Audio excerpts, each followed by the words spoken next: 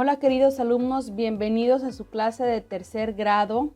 El día de hoy vamos a trabajar en la materia de lengua materna, que es el español. Pero el video del día de hoy es para integrar todo lo que hemos aprendido en el transcurso de este primer trimestre. Así que comenzamos. Un tema importante y fue el primerito que vimos fue el de la biblioteca. ¿Recuerdas tú qué es una biblioteca? La biblioteca es un lugar donde se encuentran libros, periódicos, revistas. Hay diferentes tipos de bibliotecas, como la escolar, la del aula, pero también existen bibliotecas públicas y privadas. ¿Cómo están organizadas estas bibliotecas? Los libros están acomodados en repisas, estantes o libreros. Los libros se acomodan según el título, por temas y autores. La función de la biblioteca es presentar libros para consultar y leer, diferentes temas que los lectores pueden leer ahí mismo o pedir prestado los libros para llevarlos a su domicilio. Dentro de este mismo tema de la biblioteca vimos los reglamentos, tanto de la escuela, del salón de clases como el de la biblioteca. Un reglamento indica las normas de una institución, o en el caso de la biblioteca o del salón, de acuerdo a los usos del espacio y en el caso de la biblioteca a los préstamos de libros que deberían de seguir todas las personas que hagan uso de ella. ¿Recuerdas algunas de las reglas de la biblioteca? Te invito a que busques en tus apuntes si no las recuerdas. Para nosotros poder escribir reglamentos tenemos que saber los verbos en infinitivo y fue otro de los temas vistos en las clases. Los verbos en infinitivo es una forma verbal que también se emplea para expresar órdenes, indicaciones o sugerencias. Los verbos en infinitivo se reconocen porque terminan en ar, ir. Los verbos en infinitivo no se refieren a una persona o a un tiempo determinado. Por esa razón, cuando se escriben reglas o normas en modo en infinitivo, estas se dirigen a cualquier persona y en cualquier tiempo. Hay que recordar nosotros que también utilizamos y aprendimos el uso de las mayúsculas.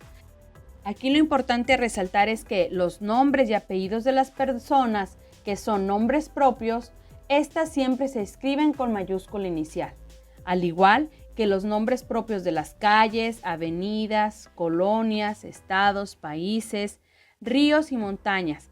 Estos también son nombres que ya se les asignó, son los nombres propios, por lo tanto se escriben con mayúscula inicial. Otro tema importante fue el de los chistes.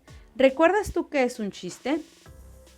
Bueno, los chistes son textos humorísticos cuya intención es hacer reír a quienes lo escuchan o leen. En muchos chistes se emplea el juego de palabras para crear una situación graciosa y sorprender y hacer reír. Dentro del tema de los chistes vimos las palabras en doble sentido. ¿A qué se llama doble sentido? Se le llama doble sentido cuando una misma palabra o frase puede ser entendida de dos maneras. A eso se refiere el doble sentido cuando tenemos un juego de palabras. En los chistes se utiliza el juego de palabras para crear confusión y te haga pensar en alguna respuesta. Dentro del tema de los chistes también vimos los signos de interrogación y exclamación. Los signos de interrogación se emplean para indicar en un texto que se está haciendo una pregunta y se ponen al inicio y al final de la pregunta, como en el ejemplo, ¿cuántos años tienes? Ahí nosotros pusimos los signos de interrogación. Los signos de admiración se usan para expresar en un texto exclamaciones de alegría, asombro o dolor. Un ejemplo sería, ¡feliz cumpleaños! Estás haciendo una exclamación de alegría y pones los signos escritos de admiración. Dentro de los chistes, del tema de los chistes, vimos el discurso directo e indirecto. ¿Recuerdas tú cuál es el discurso directo? En este discurso directo es una manera de conversación verbal y escrita. Se comunican dos o más personas en un intercambio de información. Debe haber un emisor y un receptor. Debes tener turnos para hablar e interactuar. Y lo más importante, en el discurso directo, escrito, siempre se utiliza un guión largo para indicar cuando cada una de las personas habla. En cambio, el discurso indirecto se emplea para relatar lo que dijo otra persona sin repetir exactamente sus palabras. Se reconocen porque un narrador cuenta en tercera persona lo que dijo otra. En esta se emplean verbos como dijo, dice, preguntó, respondió, etc. Y lo más importante, en el discurso indirecto no se utilizan guiones largos. Y aquí te presento una gráfica de lo que es el discurso directo e indirecto.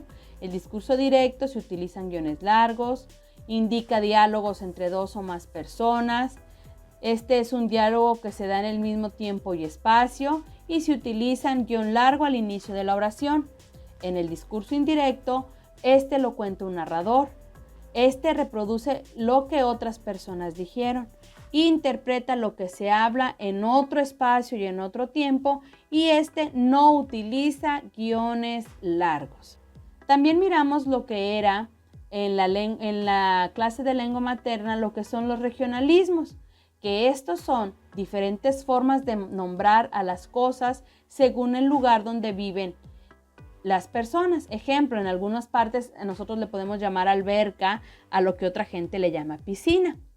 Le podemos llamar niños a lo que otra persona en otro estado le llama chamacos, chico o pibe. Y también otro ejemplo era el dinero. Nosotros le llamamos dinero, otras personas le llaman feria, marmaja, plata y lana. Se le llama regionalismos porque es la palabra como la conoce la gente de la región, del lugar donde vive. También miramos lo que son los anagramas. La palabra anagrama significa cambio de escritura. Este es un procedimiento que consiste en crear una palabra a partir de la reordenación de las letras de estas mismas palabras. El juego consiste en cambiar el orden de las letras, de las sílabas o de una palabra para formar otra nueva palabra. Durante el proceso de este cambio y este juego no debe de dejarse fuera ninguna letra ni agregar letras diferentes. Aquí te voy a poner los ejemplos que vimos. En el ejemplo de la palabra poder, si yo cambio las letras, puedo formar la palabra Pedro. Utilizo las mismas letras en diferente orden. La palabra bicolor la puedo cambiar por la palabra brócoli. Utilizo las mismas letras, pero en diferente orden. También vimos lo que era el folleto. Un folleto es un impreso breve dirigido a muchas personas. Se compone de imágenes y textos y sirve para dar a conocer un tema o hacer publicidad.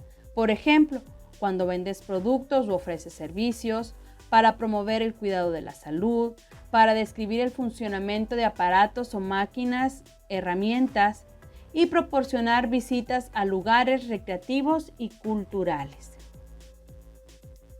También otro tema importante que fue ya casi el penúltimo fue el de los directorios telefónicos. ¿Recuerdas tú qué es un directorio telefónico? Bueno, vamos a recordarlo. El directorio telefónico es una guía donde están los datos de diferentes personas o servicios para poder localizarlos. Acuérdate que es un libro en el cual viene el nombre de las personas que te ofrecen un servicio o una persona a la que tú estés buscando sus datos. Fíjate bien, en los directorios estos están organizados en orden alfabético. Quiere decir que los nombres están organizados desde la letra A a la Z en orden alfabético. Son fáciles de leer y para buscar información. En ellos es muy común que se utilicen abreviaturas. Pero ¿recuerdas tú qué es el orden alfabético? Bueno, el orden alfabético es el que siguen las letras del alfabeto. Es decir, que en un grupo de palabras se ordenan por la primera letra de cada una de las palabras.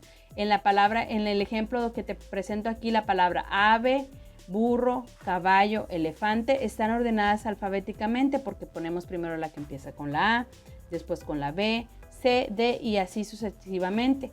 Cuando las palabras comienzan con la misma letra, se pasa a buscar el orden de la segunda letra, como en la palabra mano, la segunda letra es la A, la palabra metro, la segunda es la E, y en la palabra muro, la tercera letra es la E. Entonces yo me voy a ir a buscar esas letras en el diccionario y la primera que encuentre es la primera palabra que va ahí. ¿Recuerdas tú ¿Cuáles son los pasos para ordenar alfabéticamente? Te los voy a recordar. Primero es tener a la mano tu alfabeto completo. La segunda es encerrar solo la primera letra de cada palabra. Y la número 4, de las letras encerradas, ¿cuál es la que va primero en el alfabeto? En el abecedario, ¿cuál es la primera? De las palabras que tú vayas a buscar, vas a buscar cuál es la primera letra y la vas a escribir y esa será la primera palabra que tú encontrarás en tu diccionario. Dentro del mismo tema de los directorios encontramos el tema de las abreviaturas. Una abreviatura es una letra o conjunto de letras que se escriben para cortar una palabra. Solo se escribe usando una o varias de sus letras. Las reglas de las abreviaturas pues son las siguientes. La abreviatura se escribe siempre con un punto al final. También las palabras que llevan acento, que aparece la vocal dentro de la palabra en la abreviatura, también se va a acentuar. Para nosotros formar el plural, solamente vamos a añadir la letra S. En el ejemplo, la palabra página, si yo la quiero cambiar al plural, pues le voy a hacer páginas, igual su abreviatura. Nada más tengo la abreviatura PAG y agrego solamente la S para agregar el plural. La cuarta regla es que cuando se abrevia una palabra y tiene solo una letra, el plural se forma duplicando esta misma letra. Ejemplo, si la abreviatura de la palabra siguiente es la S, para yo hacerla plural solamente voy a agregar otra S. Su abreviatura va a ser doble S y como sabemos el punto al final. El último tema importante de la materia de lengua materna es el uso del diccionario. ¿Recuerdas tú qué es el diccionario? Se denomina diccionario a un libro en el que aparece un conjunto de palabras de un idioma, ya sea específico, un idioma español, inglés, depende en el lugar donde te encuentres. Estas palabras que tú encuentras en el diccionario están ordenadas alfabéticamente y descritas en todas sus acepciones, quiere decir que todos los significados que pueda tener esta palabra. En sí, el diccionario se utiliza para conocer el significado de las palabras. Ahora sí estás listo. ¿Recuerdas los temas que aquí te presenté? Repásalos, saca tu cuaderno, investiga y practícalos. Nos vemos la próxima. Suscríbete a nuestras redes sociales. En YouTube, activa la campanita y en Facebook síguenos y dale like a nuestra página oficial mbeducation.mx para recibir notificaciones de nuestro nuevo contenido y videos educativos.